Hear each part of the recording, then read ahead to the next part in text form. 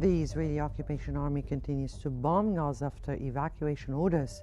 This came as Egypt condemns Israel's role in Gaza's man-made famine, supports UNRWA, calls for ceasefire, aid access, and backs reconstruction and diplomatic efforts for regional stability.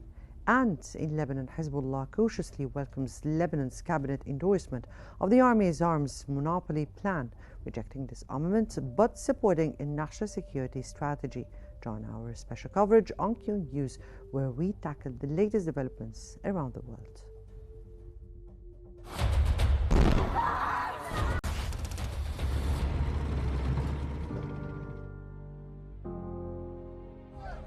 والله العظيم ولا حبة رز، والله العظيم ولا حبة عدس.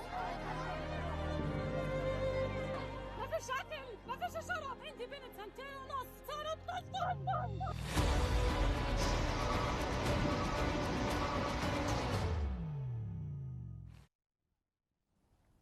The Israeli occupation army announced that it had bombed a multi-story building in Gaza City after issuing an evacuation order. Israeli army spokesperson for Arab media Fiqh Rai said on platform X that Hamas had placed underground infrastructure near the building from which terrorist plots against Israeli occupation forces were being promoted.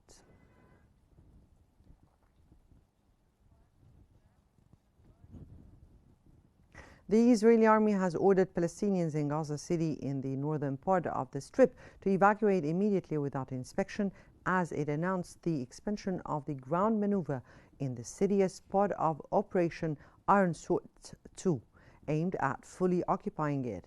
In a statement published on Platform X, the Israeli military said it is conducting an operation inside Gaza City and starting from this moment to order to facilitate the evacuation. It has declared the Al Mawasi area a humanitarian zone where efforts will be made to provide improved humanitarian services.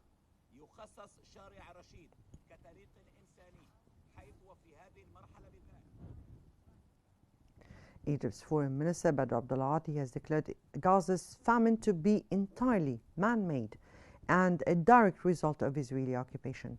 At a press conference with UNRWA's Commissioner General Philippe Lazzarini, Abdulati firmly rejected any attacks on UNRWA and denounced alternatives as abject failures. He reaffirmed Egypt's unwavering support for UNRWA, holding the international community accountable for dwindling aid. The Egyptian Foreign Minister stressed that Israel's intransigence is a major barrier to peace and reiterated Egypt's opposition to Israel's expansionist policies in use of starvation as a weapon.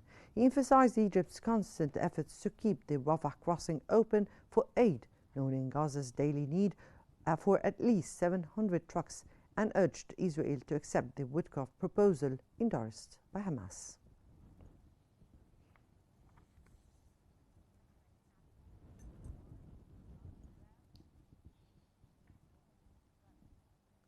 For further analysis, we are joined from Al Khalil by Fatah Movement spokesperson Dr. Meher Al-Namoura. Good evening, sir, and welcome to Qnews. And let me here start by asking you, how does the expansion of Israel's ground maneuver affect Gaza's civilians? Evening, everyone. Of course, the effect is it increases the number of the people who die, the Palestinian people, and it is actually a cleansing war on the people in Gaza for more than 23 months. But these days, things have escalated since the extremist community have declared that they took over the whole Gaza Strip that has more than 1 million displaced people and Palestinians that live on the streets and in tents, in mosques and in churches that face Israeli strikes every day, air strikes and land strikes as well, and they live in starvation and fear in diseases. So this is an ongoing crime that has escalated these past few days. And it is called a full-on war on the Gaza Strip. Now, what legal frameworks govern evacuations without inspection in conflict zones?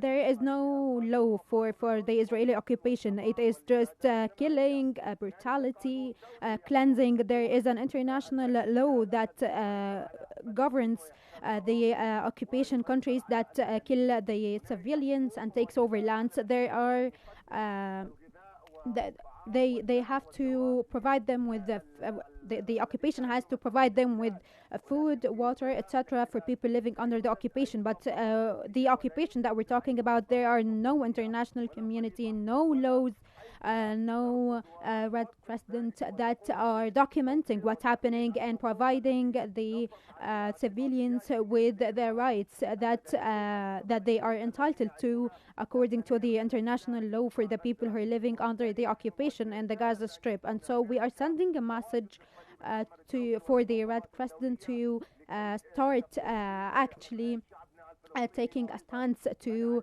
and taking action to protect the Palestinians and to put an end to the atrocities happening in Gaza.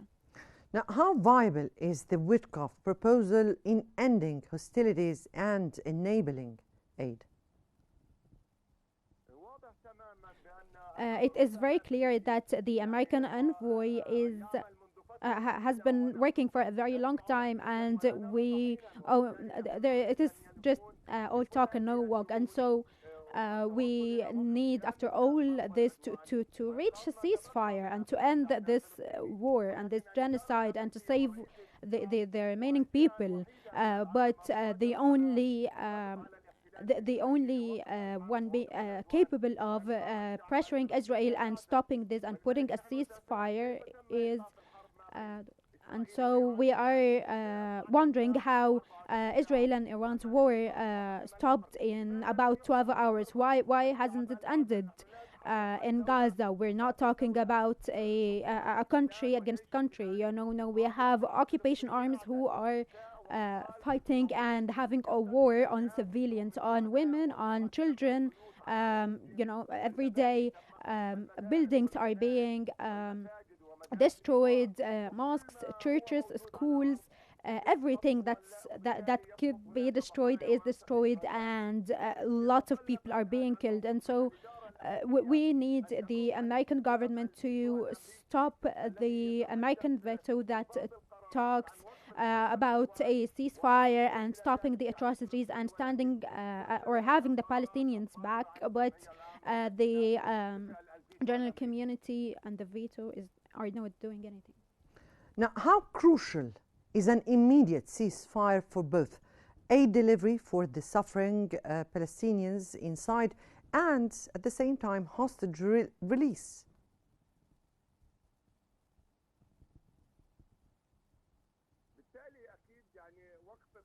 Of course, a ceasefire saves the Palestinians and saves the hostages and the detainees, and it puts a hope to reach an exchange agreement and an agreement that puts an end to this genocide and this catastrophe, and also gets the detainees and the hostages, the Israeli ones, to their country, and also getting back the Palestinian hostages, and then everything will stop, and the atrocities against the civilians. And as we saw yesterday, how everything's being destroyed, even buildings that have hundreds of families because of Israeli airstrikes, and there is no justification for these operations, and having just removing everything off of the face of the earth in Gaza and destroying it.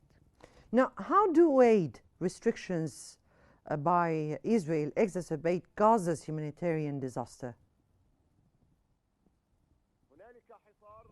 There is a seize on medical equipment, on food, on water that is happening in Gaza, and so ever since the starvation has started, they haven't received any humanitarian or medical or food aid. They barely receive anything, and the convoys that enter aren't nowhere near enough to satisfy the needs. There are children who are being born who need medical attention. They need milk. They need their moms need a good nutrition. And so anyone there they couldn't stay alive. Everything that they need to live isn't provided for them. Medical attention, the medical staff, anything that the hospitals need. The hospitals have been all destroyed now. Now, how far is Egypt's support for the UNRWA is effective in alleviating Gaza's crisis? Egypt has played a crucial and a very important role. It is an exceptional role to in supporting the Palestinians, supporting Gaza, being ready, sending convoys, sending humanitarian aid. They send thousands of convoys from the Rafah crossing on Egypt's side, but this aid has almost expired because the occupation forces wouldn't allow it to enter into the Gaza Strip. But we still know that Egypt has been putting so much effort into having these convoys and trucks delivered to Gaza. They have meddled. They have condemned the Israel's action on stripping the Palestinians of their rights and of the aid that they need, and Egypt has been playing a crucial role to keep the children alive. Now, to which extent do you think Egypt's proposed conference for the reconstruction of Gaza would reshape Gaza's future?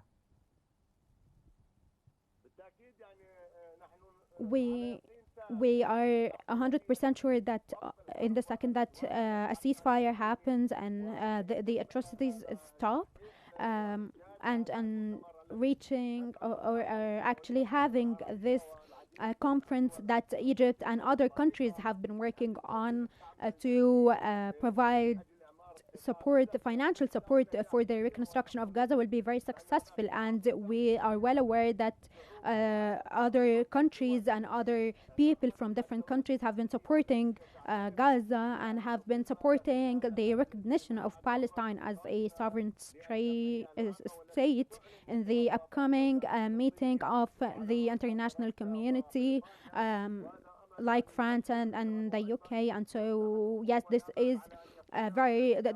gives us so much hope, and gives us hope that we will have the necessary finances to reconstruct Gaza and to provide help and medical attention to the people who have lost so much because of the atrocities and the strikes. Well, that was Dr. Meher Namoura from Al Khalil Fatah Movement spokesperson. We thank you so much for joining us here on Qnews. Back to our coverage, and the UNRWA Commissioner General Philippe Lazzarini has declared that famine in Gaza is now a grim reality, blaming Israel for crossing all red lines. Speaking in Cairo alongside Egypt's Foreign Minister Badr Abdulati, Lazzarini called for an immediate ceasefire, stressing that the Lebanese cannot be released without it and that this is UNRWA's top priority. He demanded the lifting of restrictions on humanitarian organizations and praised Egypt's crucial role in delivering aid. He warned that UNRWA's dire financial situation has forced program cuts and described the lack of international response as shocking. Lazzarini also commended journalists and aid workers in Gaza, highlighting the heavy price they pay to report and provide relief.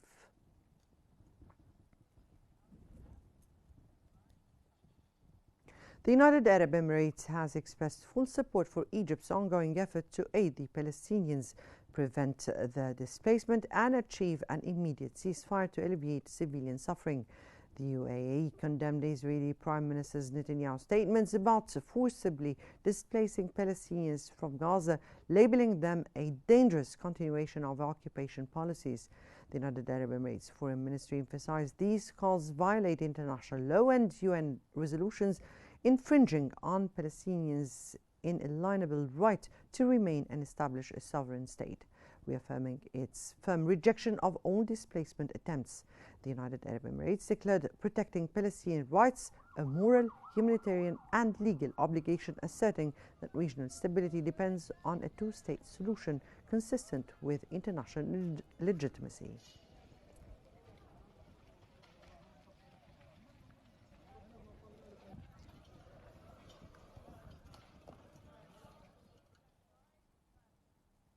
Egypt's Foreign Minister Badr Abdel-Ati has held a phone call with U.S. Middle East envoy Steve Witkoff to discuss Gaza's crisis.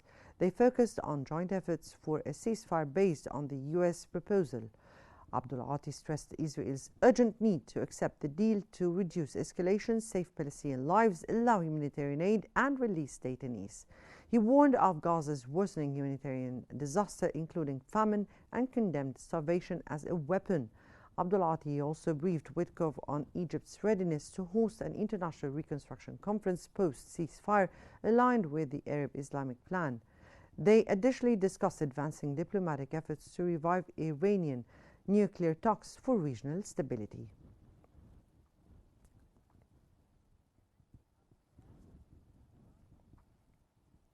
Israeli Prime Minister Benjamin Netanyahu continues to reject any proposals to end the Gaza war and secure the release of detainees, prioritizing his political survival.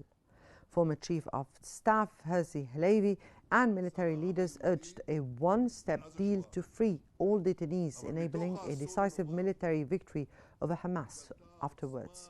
However, Netanyahu dismissed this as a defeat and blocked the plan, opting instead for a phased hostage release only partially implemented. Meanwhile, Israeli forces launched a new large-scale Gaza invasion.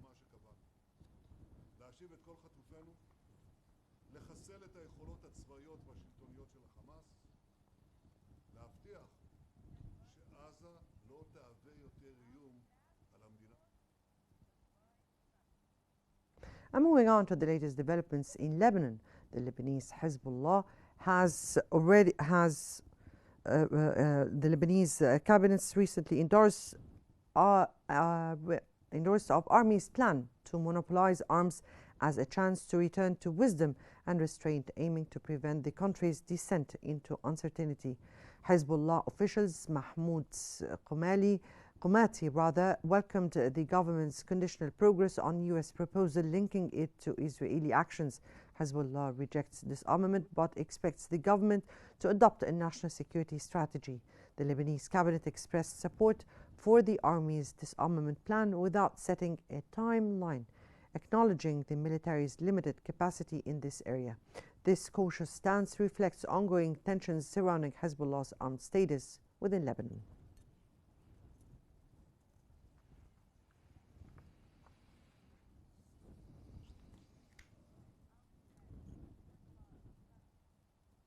Lebanese Parliament Speaker Nabi Berri has praised the Lebanese Army's military plan to centralize weapons under state control. In press remarks, Berri emphasized that the initiative helps preserve civil peace, describing the developments as positive. He noted that the toxic winds of division are beginning to subside, signaling hope for national stability and unity through this approach.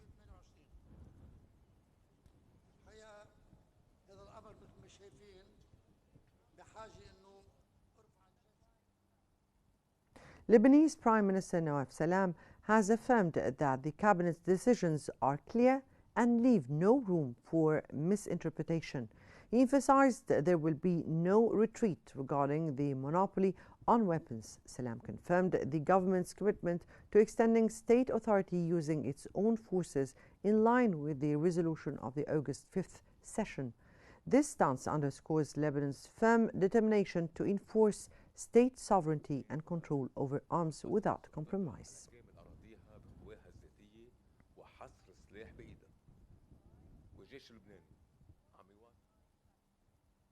What and for further analysis, we're joined from Beirut by the military and strategic expert Brigadier General Adel El-Mashmoushi.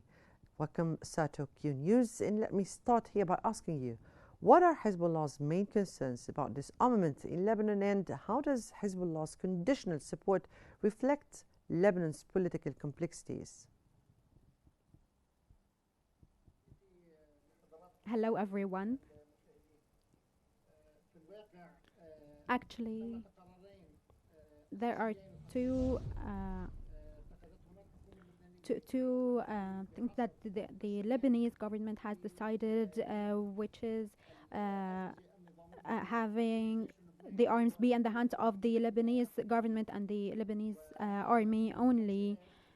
Uh, and then a month later, they also took a decision to start implementing this decision, as they have agreed for the Lebanese army to be the only one holding arms in Lebanon. And this decision is historic, actually, because it gives the country back its sovereignty and control, and protects Lebanon from any decisions that any other country or any other organization may take. And so, like what happened in last year, and what we saw because of that, we saw catastrophic results on the national level or on Hezbollah's level also. And some people see that this decision is an agreement between the presidents, but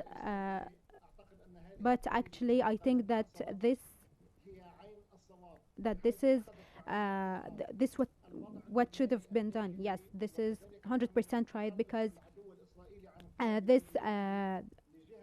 this showed that also Israel doesn't follow up on its promises and on the agreement, and they keep having strikes and atrocities on the Lebanese land. They didn't withdraw from the 5 points in Lebanon that they have had control up till now. And so I think that the government took this into consideration and acted accordingly when they took the decision of a monopoly on the arms. And the Lebanese army can start on implementing this plan in the south, or and also on the borders of the Lebanese-Palestinian borders. And for the Palestinian organizations, this is good, and they will have a monopoly on arms in the rest of the land, not only the south. And yeah, we hope Israel will follow up on the plan. Now, do you think, General Mashmoushi, this plan could impact Lebanon's internal security and stability?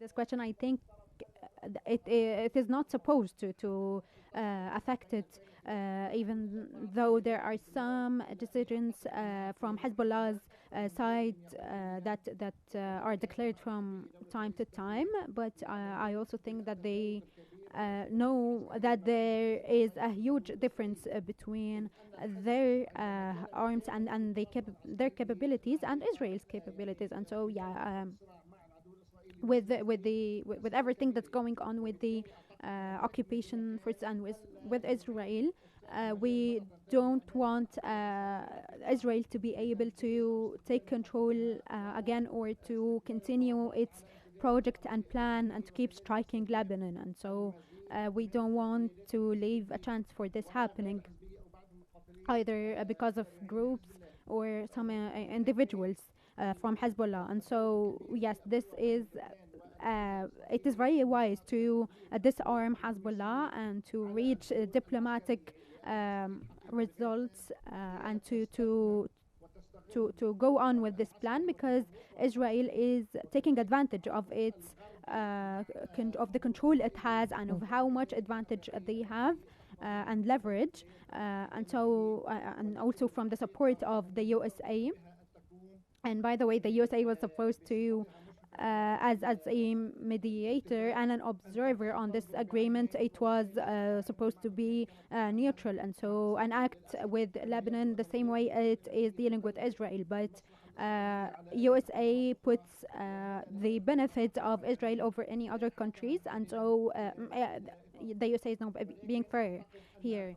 But I think that the Lebanese government and the Lebanese army and all the officials in Lebanon even the leaders of Hezbollah, I think that they need to look at this from another point of view. That this doesn't make Hezbollah weak. It is actually a victory for Lebanon, because the arms will be in the hands of the Lebanese army only, and maybe then we will be able to save Lebanon and protect Lebanon from any other countries.